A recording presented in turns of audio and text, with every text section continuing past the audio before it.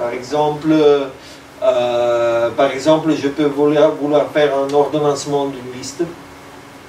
D'accord, alors je prends l'objet backsort. Je prends une liste.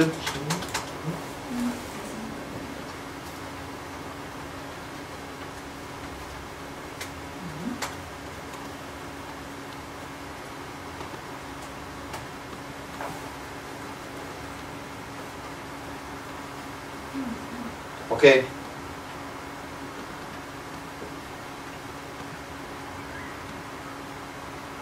Alors, ça c'est assez évident, je dirais, comme comportement de base.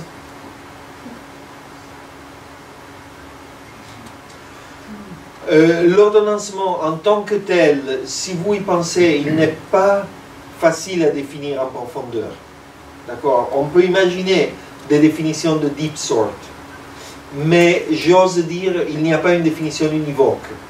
Alors, il n'y a pas un mécanisme de deep sort dans Bark. Il y a peut-être un exemple quelque part. Je ne sais pas où. Est-ce que tu le sais? Constraints? Non. Non. Non, non. Collect. Collect, peut-être. Dans l'aide de collect. C'est possible. Peut-être dans l'aide de Bark Collect, il y a un exemple de deep sort. Ouais. La dernière table. Ok. D'accord. Alors, par exemple, alors, il y a toutes des règles qui définissent l'ordonnancement d'éléments hétérogènes. Donc, par exemple, si je mélange des nombres et des symboles, les symboles suivront toujours les nombres. Et si j'ai aussi des listes dans mon scénario, les listes suivront toujours les éléments isolés. Les listes, comme je vous le disais, il n'y a pas de deep sort. Okay. Et les listes sont comparées dans un ordre qui s'appelle lexicographique. Donc, par exemple, alors, puisque moins 1 est plus petit que 2, alors la liste 3 moins 1 sera précédente par rapport à 3, 2, 1, même si c'est plus long. Ok? Vous voyez, 3 est comparé à 3, et c'est pareil, donc je passe à l'élément suivant. 2 est comparé à moins 1 est plus petit, j'arrête là la comparaison. C'est, si vous voulez, le même type de comparaison que vous avez dans le dictionnaire. Ok? Alors, imaginons là que je veux faire un ordonnancement d'une liste faite de sous-listes.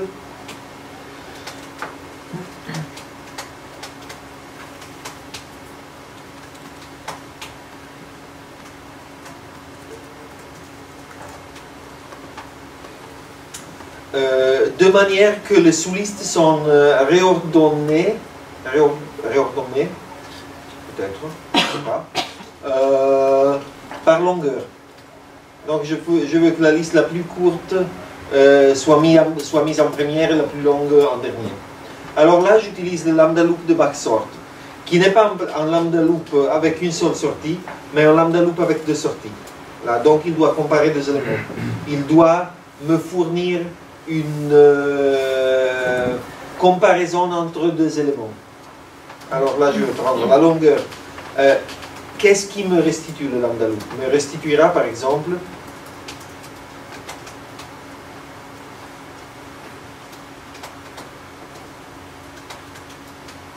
ok, il va me restituer ces deux éléments et il va me demander lequel doit être mis en premier, c'est-à-dire lequel doit être considéré le plus petit.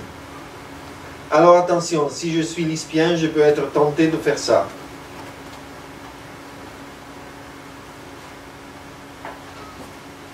Ok? Mais ça ne doit pas marcher de la façon que je le souhaite. Parce que la longueur de la sous-liste en 2 est 1. D'accord? Cette liste à un élément qui est la sous-liste, qui est parenthèse en deux parenthèses. Donc moi je veux prendre son premier élément peut-être, ou je veux la rendre plate, ou je veux la rendre plate mais seulement au premier niveau. Je choisis cette troisième option qui me semble la plus simple peut-être. Alors je me dis, backflat 1, qui veut dire élimine le niveau extérieur de parenthèse. Backflat 1 va me rendre la liste en deux. Et alors je peux évaluer sa longueur. Donc c'est la longueur de ça que je veux évaluer. Et la longueur de ça est 2. Tandis que la longueur de ça est 1. D'accord? Est-ce que c'est clair?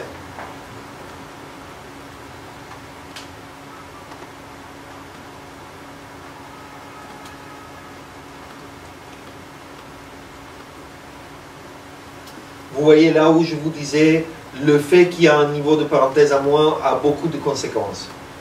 En voilà une. Alors je vais prendre la longueur.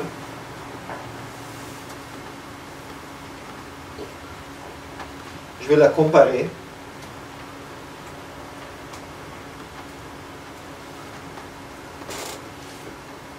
Car je veux savoir laquelle des deux est plus courte.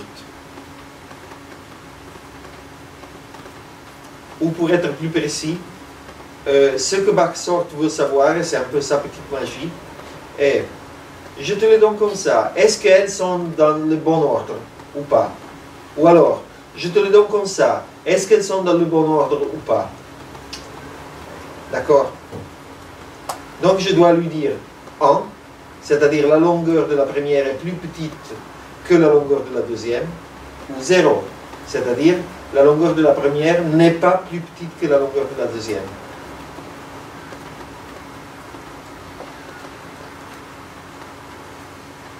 Et voilà.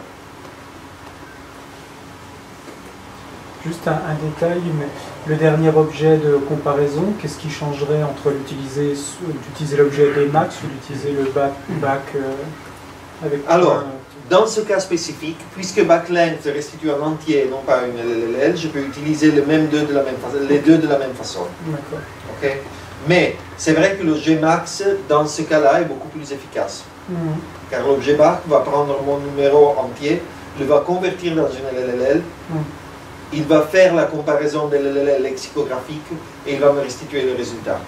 Donc il fait beaucoup d'opérations en plus. Et alors, normalement, l'idée est, quand je peux, il vaut mieux utiliser des objets réguliers max que des objets bas.